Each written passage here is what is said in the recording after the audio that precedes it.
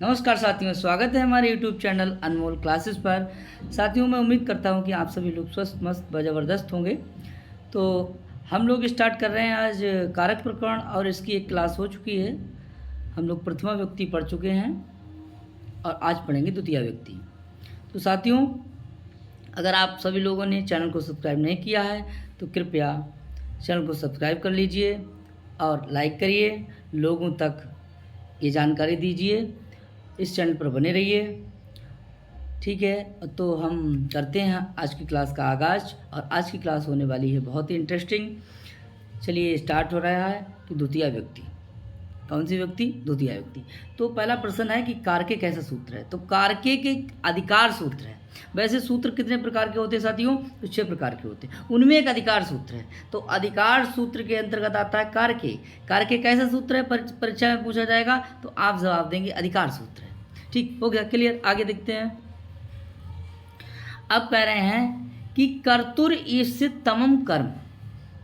कर्तुर ईप्सित तमम कर्म, कर्ता अपनी क्रिया के द्वारा, कर्ता अपनी क्रिया के द्वारा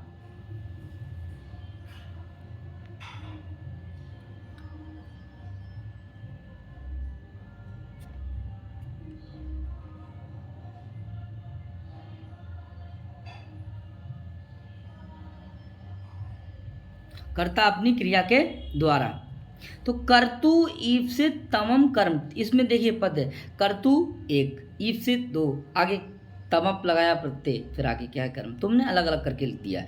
कर्तु माने कर्ता, जो कार्य को करने वाला है। कर्ता में क्रिया धातु से तृच प्रत्यय लगाएंगे और षष्ठी व्यक्ति एक वचन में बना देंगे कर्तु। कर्तु मीने कर्ता, कर्ता जो कार्य को करता है, कार्य का संपादन करने वाला होता है। ठीक है, तो कर्ता ईप्सित माने चाहता है, और थोड़ा थोड़ा नहीं, ईप्सितम सबसे अधिक चाहता है। बोले जिसको सबसे अधिक कर्ता चाहता है वही कर्म। कर्ता अपनी क्रिया के द्वारा जिस पदार्थ को, जिस वस्तु को, जिस व्यक्ति को, जिसको आप ज़्यादा चाहते हो वही आपका कर्म है। वो आपका क्या है? कर्म है। वही आपका टारगेट है। ठीक है, आगे यहाँ तक आप समझ गए होंगे। तो आगे लिखा है कि कर्तु है क्या? कि जो कर्ता की क्रिया द्वारा उसे सबसे अधिक प्रिय हो या अविष्ट हो। ऐसा क्यों कहा? बोले ऐसा इसलिए कहा कि यदि कोई पदार्थ कर्म को प्रिय आविष्ट हो और कर्ता को नहीं हो तो उसकी कर्म संज्ञा नहीं होगी। क्योंकि कर्ता को जो चीज़ प्रिय है वही कर्म है। कर्म को कोई चीज़ प्रिय है या करण को कोई चीज़ प्रिय है, अपादान को कोई चीज़ प्रिय है, अधिकरण को कोई चीज़ प्रिय है, तब वो कर्म संज्ञा नहीं होगी है। क्योंकि साथियों सूत्र ही कह रहा है कि कर्तुर ईप्सितम, कर्ता को जो चीज़ अविष्ट है वही कर्म है। कर्ता को जो चीज़ अविष्ट है, जो पदार्थ अविष्ट है वो ही कर्म संज्ञा होगा, उसकी ही कर्म संज्ञा होगी। उम्मीद करता हूँ कि आपको समझ में आ गया हो। आगे देखते हैं। किताब में देखने को मिलेगा आपको कि मासेसु अश्वम बदनाति। ठीक है, और हमने यहाँ पर एक कर्ता को लगा दिया क्या? गौरव, अलग से। तो गौरव बदनाती, गौरव बांधता है, गौरव बांधना चाहता है। आप अपना नाम रख लीजिए, आपका नाम अगर विवेक हो, सुबेक हो, कोई भी हो तो आप अपना नाम, ठीक है, गौरव नाम हमें अच्छा लगा, हमने गौरव रख दिया। तो गौरवा बदनाती, गौरव बांधता है। तो बोले क्या बांधता है? क्या बांधता है? तो बोले अश्व बांधता है। ठीक है, अश्व मीन्स घोड़ा, अश्व माने घोड़ा। गौरव किसको बांधना चाहता है? कि घोड़े को बांधना चाहता है। ठीक है, गौरव के लिए सबसे अभिष्ट क्या है? 2 चीज़ें हैं, मांस या फिर अश्व। तो गौरव जो बांधना चाहता है वो अश्व को बांधना चाहता है, इसीलिए अश्व की कौन संज्ञा हो गई? कर्म संज्ञा हो गई। अब देख लीजिए उसके कहाँ बांधता है, उसके लिए और कोई चीज़ अभिष्ट है? नहीं नहीं, और कोई चीज़ अभिष्ट नहीं है। वो उड़द के खेत में बांधता है, यानी मासेसु, उड़द के खेत में बांधता है। तो मास, ये मास लिखा हुआ है। तो मासेस, ये मासेसु जो है वो उड़द का खेत है, वो अधिकरण है, उसमें वो घोड़े को बांधता है। तो गौरव जो है अपनी वदनाति क्रिया के द्वारा सबसे अधिक घोड़े को चाहता है, इसीलिए अश्व यानी घोड़े की कर्म संज्ञा हो जाएगी कि सूत्र से, कर्तुरी ईव से, तमम कर्म सूत्र से। क्लियर। और कहाँ बांधता है तो बोले मासेसु माने उड़द के खेत में बांधता है। ठीक। अब देख लीजिए, जैसे ही उड़द के खेत में अश्व को बांधेगा तो अश्व जो है वो उड़द खाने लगेगा, उड़द खाएगा वो, क्योंकि घोड़े को उड़द पसंद है, गौरव को अश्व पसंद है। तो बताइए क्या फिर मासेसु की भी कर्म संज्ञा हो जाएगी? नहीं, क्योंकि वो करता नहीं है अश्व, वो कर्म है। कर्म को कोई चीज़ अभिष्ट है तब कर्म संज्ञा नहीं होगी। कर्ता को जो चीज़ प्रिय है, पसंद है, ठीक है, उसकी कर्म संज्ञा होगी। तो यहाँ पर अश्व चाहता है किसके लिए? मासेसु के लिए, और गौरव चाहता है अश्व के लिए। चूँकि गौरव करता है इसीलिए अश्व की कर्म संज्ञा, और अश्व जो है वो मासेसु चाहता है, लेकिन मासेसु की कर्म संज्ञा नहीं होगी, मासेसु की अधिकरण संज्ञा होगी आधारोधिकरण सूत्र से, और वहाँ पर सप्तमी व्यक्ति लगेगी। ठीक है, तो अश्व की कर्म संज्ञा हो जाएगी किस सूत्र से? कर्तुर ईव से तमम सूत्र से। आगे देखते हैं, यही लिखा हुआ है यहाँ उरद कर्म, यहाँ उरद कर्म अश्व को अभिष्ट है और वही उन्हें खाना चाहता है। भाई जिस खेत में बांधेंगे आप उसका मन चलेगा खाने के लिए, लेकिन कर्ता गौरव को मासेसु अभिष्ट नहीं है, उसका अभिष्ट तो अश्व को बांधना है। इस हेतु अश्व की कर्म संज्ञा होगी, मास की नहीं होगी। मास बदनाति क्रिया का अधिकरण है, इसीलिए मासेसु में सप्तमी व्यक्ति होती है। ठीक है, समझ गए होंगे साथियों आप लोग। आगे देखते हैं, ईप्सिस शब्द में तम प्रत्यय क्यों लगाया गया? साथियों प्रत्यय होते हैं दो, और कौन कौन से? एक तरप तम पौ घा, घा संज्ञा करने वाले दो प्रत्यय तरप और तमप। जब दो की तुलना होती है तो तरप प्रत्यय लगाते हैं, जब बहुतों में से एक को सर्वश्रेष्ठ दिखाया जाता है तो वहाँ पर तमप प्रत्यय लगाते हैं। इसे अंग्रेजी में आपने देखा होगा डिग्री में, पॉजिटिव डिग्री, कंपैरेटिव डिग्री और सुपरलेटिव डिग्री। ये गुड माने अच्छा, जब कोई एक ही व्यक्ति होगा। वेटर यानी दोनों में से कोई तुलना की जाएगी, और वेस्ट जो होता है वो सबसे अलग होता है, सबसे अधिक सुंदर होता है। ठीक है, कि गुड, वेटर, वेस्ट यानी सबसे अच्छा। ऐसे ही beautiful, more beautiful, most beautiful. समझ गए होंगे आप लोग। तो यहाँ पर तम प्रत्यय इसलिए लगाया गया कि जो वस्तु या जो पदार्थ कर्ता को अपनी क्रिया के द्वारा सबसे अभिष्ट हो उसकी कर्म संज्ञा होगी। उसकी कौन संज्ञा होगी? उसकी कर्म संज्ञा होगी। वो उसकी कर्म संज्ञा है और उसे कर्म ही कहेंगे, उसे कर्म के नाम से ही पुकारेंगे, वो कर्म के नाम से ही जाना जाएगा। देखिए आगे आपको किताब में मिलेगा, पैसा उदरम भुंगते, दूध से भात को खाता है। ठीक है, अब इन दोनों में खाने की चीज़ें दोनों हैं, आप पैसा भी खाएंगे और दूध भी खाएंगे। पैसा का मतलब रुपया नहीं है यहाँ पर, पैसा का मतलब यहाँ पर तृतीय व्यक्ति एक वचन में दूध है। ठीक है, पयस शब्द है, सकारांत है। ठीक है, तो कुलदीपा जो करता है वो क्या करता है? कुलदीपा करता भूंगते माने खाता है। कुलदीप खाता है, क्या खाता है? जब हम क्या लगाएंगे तो हमें कर्म मिलेगा। क्या खाता है? तो बोले कहा कि ओदन खाता है। और ये भात और दूध में सबसे अभिष्ट क्या है? तो सबसे अभिष्ट है, दोनों में तुलना हुई ना कि सबसे अभिष्ट क्या है? सबसे अभिष्ट जो है वो है आपका भात, ओदन, और ओदन की कर्म संज्ञा हो जाएगी कर्तुर ईव से तम सूत्र से। इसीलिए तम प्रत्यय लगाया गया कि जब बहुत चीज़ें खा रहे हैं उनमें सबसे अधिक क्या है? पसंद है। भाई दूध खाया, भात खाया, भात के साथ पानी भी पिया, ठीक है, तो उनमें सबसे ज़्यादा अभिष्ट क्या है? उनमें सबसे ज़्यादा अभिष्ट है ओदन, और ओदन की कर्म संज्ञा होगी किस सूत्र से? कर्तुर ईव से तम सूत्र से इसकी कर्म संज्ञा हो जाएगी। ठीक, तो पैसा क्या है? तो पैसा आपका क्या है? कर्ण है। क्या है? कर्ण है, और इस कर्ण की कर्तुर का नाम कर्तृकर्ण है, उस सूत्र से तृतीया व्यक्ति हो जाएगी इसमें, और साधकतम कर्णम सूत्र से इसकी कर्ण संज्ञा हो जाएगी। क्लियर। कारण संज्ञा करने के बाद में कर्तृकर्णयो तृतीया सूत्र से तृतीया व्यक्ति हो जाएगी। ओदनम की कर्म संज्ञा हो जाएगी कर्तुरीप्सितमम सूत्र से, और आगे एक सूत्र पढ़ेंगे कर्मणि द्वितीया, वहाँ से द्वितीया व्यक्ति हो जाएगी। तो विभक्ति करने वाला सूत्र द्वितीया व्यक्ति है और कर्म संज्ञा करने वाला सूत्र कर्तुरीप्सितम है। ठीक है, तो एक तो प्रश्न यही था, ये वाला भूल गए थे कि एक कैसा सूत्र है, तो ये संज्ञा सूत्र है। कैसा सूत्र है? संज्ञा सूत्र है। क्लियर। आगे देखिए, क्योंकि एक संज्ञा करता है। दूसरा प्रश्न है कि सा ब्राह्मण से पुत्रम पंथानम प्रक्षति, वह ब्राह्मण के पुत्र से मार्ग पूछता है। तो एक ही है, आप सिर्फ ये लगाइए कि क्या। सा माने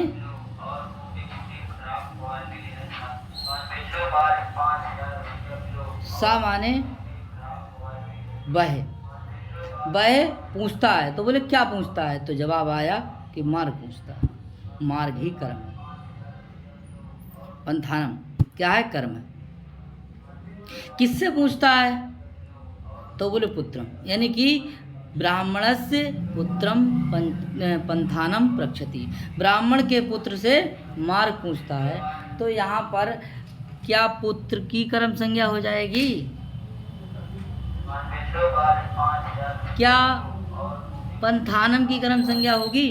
तो साथियों यहाँ पंथानम की कर्म संज्ञा होगी, क्योंकि क्या पूछता है? मार्ग पूछता है, और मार्ग की कर्म संज्ञा के सूत्र से होगी कर्तुरीप्सितम सूत्र से इसकी कर्म संज्ञा हो जाती है। किस सूत्र से जाती है? कर्तुरीप्सितम सूत्र से इसकी कर्म संज्ञा हो जाती है। इसकी हो जाती है कर्म संज्ञा। आगे देखेंगे, और प्रक्षित क्रिया के आपने देखे होंगे दो कर्म है। जब आप आगतम चार सूत्र पढ़ेंगे तो दू याज पक्ष दंड रुत प्रचि वृ साजी मत मुसनी हिरी कृष वह, तो आपको जो 16 धातुएं मिलेंगी तो उससे आगे मिलेगा देखने के लिए जो प्रक्षित क्रिया है। आगे देखते हैं। अब देखना है, ये देखिए आप, ये सूत्र है बहुत इंपॉर्टेंट है, अनवीते। ये कैसा सूत्र है? ये भी इंपॉर्टेंट है। अनवीते का अधिकार सूत्र है। कैसा सूत्र है? अधिकार सूत्र। ठीक है, इसे अनवीज का अर्थ अनुक्त भी होता है। क्या होता है? अनुक्त। कल हम लोगों ने पढ़ा था कि उक्त क्या है, अनुक्त क्या है। तो अनवीत को हम अनुक्त भी कहते हैं। क्या कहते हैं? अनुक्त भी कहते हैं। आगे देखते हैं। करें, जिस अर्थ में कोई प्रत्यय आदि होता है, जिस अर्थ में कोई प्रत्यय आदि होता है वह अर्थ उक्त हो जाता है। क्या हो जाता है? उक्त हो जाता है। जैसे सेव्यते में कर्म में तिंग प्रत्यय हुआ। सेव्यते जो शब्द बना है, ये सेव्यते आप देख रहे होंगे,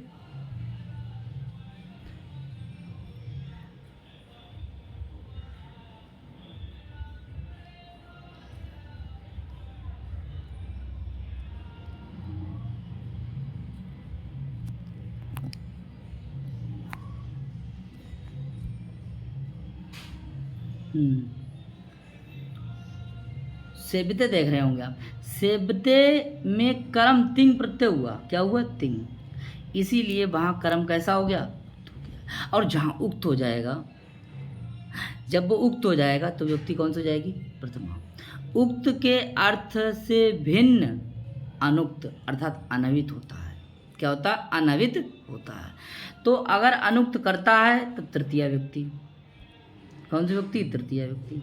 अनुक्त कर्म है तो द्वितीय व्यक्ति, अनुक्त करण है तो तृतीय व्यक्ति, और अनुक्त संप्रदान है तो चतुर्थी व्यक्ति, अनुक्त अपादान है तो पंचमी व्यक्ति, अनुक्त अधिकरण है तब सप्तमी व्यक्ति। ये चीज़ें आप लोगों ने कल पढ़ ली थी, ये पिछली क्लास में हो चुका था कि उक्त और अनुक्त।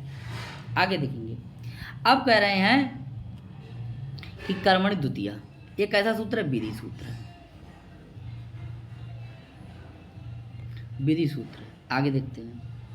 विधान करता है अनवीते सूत्र से इसकी अनुवृत्ति आ रही है। इसमें किस सूत्र से अनुवृत्ति आ रही है? अनवीते सूत्र से। अनुक्त कर्म में द्वितीय व्यक्ति होगी, उक्त कर्म में द्वितीय व्यक्ति नहीं होगी। उक्त कर्म में प्रथमा व्यक्ति होगी, अनुक्त कर्म में द्वितीय व्यक्ति होगी, अनुक्त करण में तृतीय व्यक्ति होगी, अनुक्त कर्ता में तृतीय व्यक्ति होगी, अनुक्त संप्रदान में चतुर्थी होगी, अनुक्त अपादान में पंचमी होगी, अनुक्त अधिकरण में सप्तमी व्यक्ति होगी। आगे देखते हैं, और ये लिखा हुआ है कि शिवमा हरिम भजति, यानी शिवम हरि को भजता है। परीक्षा में सवाल तो इतना ही आएगा। और बाबूराम सक्सेना में और भी किताबों में लिखा हुआ होगा कि हरिम भजति, हरि को भजता है, तो हमने एक कर्ता जोड़ दिया कि कौन भजता है, तो शिवम। शिवम एक नाम है, ठीक है, आपका कोई भी नाम हो, विवेक हो, सुवेक हो, कोई भी नाम हो। आगे देखेंगे तो शिवम जो लड़का है वो किसको भजता है, किसका भजन करता है, शिवम, और आगे क्या है, भजती, यानी शिवम भजता है तो किसको भजता है, किसको, तो हरि को भजता है। तो यहाँ पर कर्ता आपका कौन हो गया, शिवम हो गया। और भज धातु, भज धातु में आपने कौन सा प्रत्यय लगा दिया, तिगंत, यानी तिंग प्रत्यय लगा दिया। तिंग प्रत्यय लगा करके आपने परस्मय पद एक वचन में क्या बना दिया, परस्मय पदी प्रथम पुरुष एक वचन, प्रथम पुरुष एक वचन, और ये कैसा वाच्य हो गया, कर्तृवाच्य हो गया, ठीक है। तब यहाँ कर्तुरीप्सित तमम सूत्र से ये हरि की कर्म संज्ञा होकर के कर्म संज्ञा हो गई, और कर्मणि द्वितीया से कौन सी व्यक्ति हो गई, द्वितीया व्यक्ति हो गई।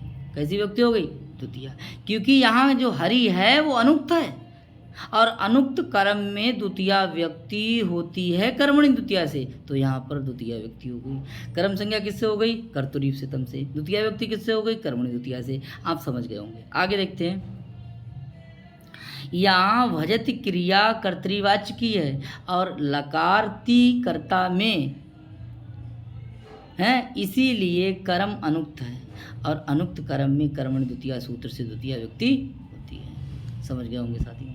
आगे देखिए, अब है कि अभित, अभित का अर्थ होता है उक्त।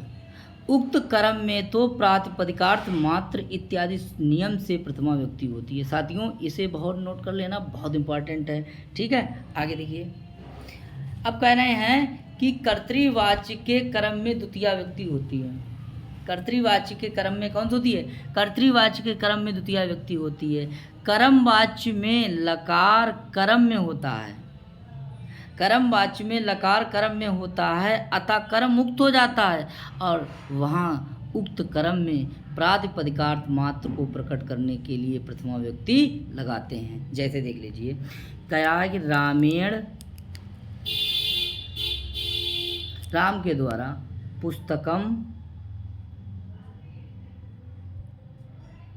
पठते,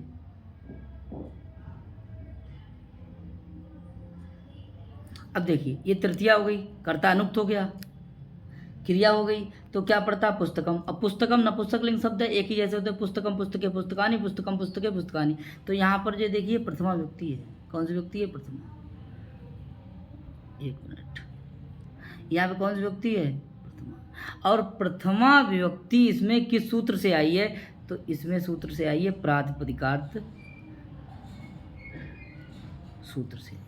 इस सूत्र से यहाँ पर प्रथमा व्यक्ति हुई है, क्योंकि कर्म कैसा है, उक्त हो गया, और उक्त कर्म में किस सूत्र से प्रथमा व्यक्ति हुई है, प्रातिपदिकार्थ मात्र से। इस सूत्र से प्रथमा व्यक्ति हुई है, ठीक है, क्योंकि वाच्य कैसा है, कर्मवाच्य। और कर्मवाच्य में कर्म कैसा है, कर्म प्रधान है, और कर्म प्रधान है तो प्रधान में कौन सी व्यक्ति होगी, प्रथमा। प्रथमा किस सूत्र से आ गई है, तो वहाँ पर आई है आपकी प्रातिपदिकार्थ मात्र सूत्र से प्रथमा व्यक्ति हुई है। आगे देखिए, अब कह रहे हैं कि हरि सेव्यते, हरि सेव्यते, ठीक है। यहाँ पर जो हरि है उसमें प्रथमा व्यक्ति हुई है, सा हरि सेव्यते, नहीं वो हरि सेव्यते। तो हरि जो है यहाँ पे क्या है, सेव्यते क्रिया जो है वो कैसी है, हरि की सेवा की जाती है। आगे देखो, तो हरि, और इधर क्या है, सेव्यते।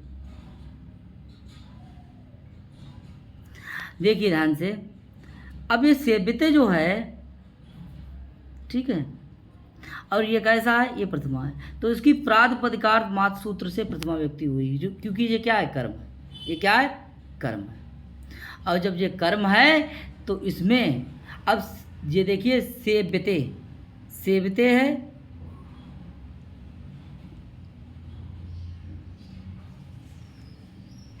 एक मिनट,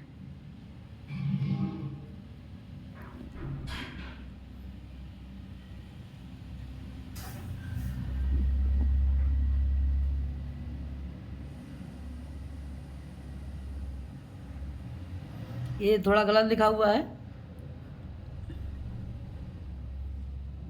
देखिए हरि सेव्यते, ये आपका है, ऐसे करके लिखा जाएगा सेव्यते,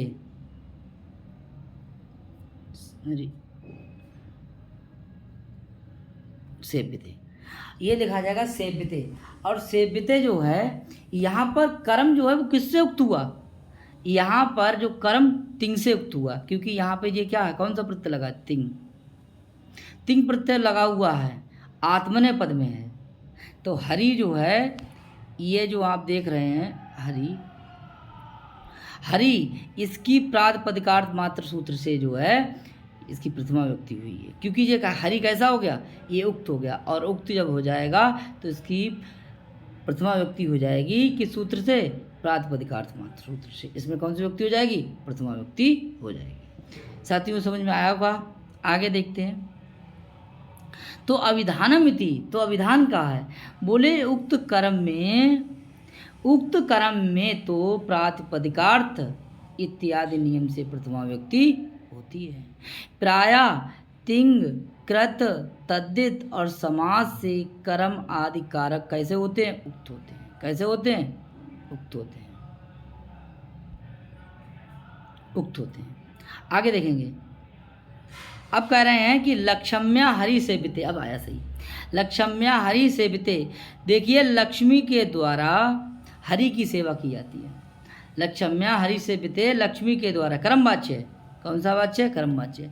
तो देखेंगे अनुक्त कर्ता, यहाँ पर जो है ये कर्ता हो गया, ये हरि क्या हो गया, कर्म हो गया, सेविते क्या हो गई, क्रिया हो गई। क्लियर हो गया।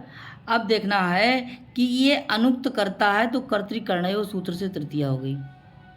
क्लियर। ये देखिए आप, सेवते है, सेव धातु में तिप प्रत्यय लगाएंगे आत्मनेपद में, और बीच में एक का आगम हो जाएगा, आत्मनेपद प्रथम पुरुष एक वचन। अब इसका देखिए ये हरि, ये किसके अनुसार चल रही है, सेवते, हरि के अनुसार चल रही है, क्योंकि हरि क्या है, कर्म है, और कर्म कैसा हो गया, उक्त हो गया, और उक्त कर्म में प्रातिपदिकार्थ सूत्र से प्रथमा व्यक्ति होती है। किस सूत्र से होती है, प्रातिपदिकार्थ सूत्र से। क्लियर हो गया। आगे देखते हैं। अब आ जाएगा लक्ष्म्या हरि सेविता। ठीक है, ये आपका कौन सा वाच्य हो गया, फिर कर्म वाच्य हो गया। लक्ष्म्या आपका कर्म कैसा हो गया, लक्ष्म्या आपका जो करता है वो कैसा हो गया, अनुक्त हो गया, और वहाँ कर्तृकर्णयो सूत्र से तृतीय व्यक्ति हो गई। हरि कैसा हो गया, उक्त कर्म हो गया, और उक्त कर्म में प्रातिपदिकार्थ सूत्र से प्रथमा व्यक्ति हो गई। और सेवित जानते हैं, सेव से इट लगाएंगे, कत प्रत्यय लगाएंगे, ये कृत से है, किससे है ये कृत से उक्त हो गया। ठीक है, तो कर्म वाच्य बना तो किस प्रत्यय से बना, कृत, और कृत में कौन सा प्रत्यय, कत। जब प्रत्यय पढ़ेंगे आप तो कर्म वाच्य बनाने के लिए जो कृत्य प्रत्यय हैं, थोड़ा जो कृत्य प्रत्यय हैं 7, इनसे कर्म वाच्य व भाववाच्य बनता है। ठीक है, और आगे प्रत्यय कौन कौन से हैं, बोले कत प्रत्यय है, उससे कर्मवाच्य और भाववाच्य बनता है। कतवतु प्रत्यय से क्या बनता है, कर्तृवाच्य बनता है। वो आगे जब हम लोग चर्चा करेंगे प्रत्यय पर तब होगा। तो यहाँ पर जो कत प्रत्यय से क्या हो गया, कर्मुक्त हो गया, और जब कर्मुक्त हो गया तो कर्म में प्रातिपदिकार्थ सूत्र से प्रथमा व्यक्ति हो गई है। आप समझ गए होंगे। आगे बोले सतेन क्रीता सत्या, यहाँ पर सतेन जो अनुक्त करता कर्तृकर्णय सूत्र से तृतीय व्यक्ति हो गई। यहाँ पर क्रीता जो तद्धित प्रत्यांत है, और सत्या जो है वहाँ पर उक्त कर्म, कैसा कर्म है, उक्त कर्म है, और प्रातिपदिकार्थ मात्र सूत्र से यहाँ पर कौन सी व्यक्ति हो गई, प्रथमा व्यक्ति हो गई। आगे देखेंगे।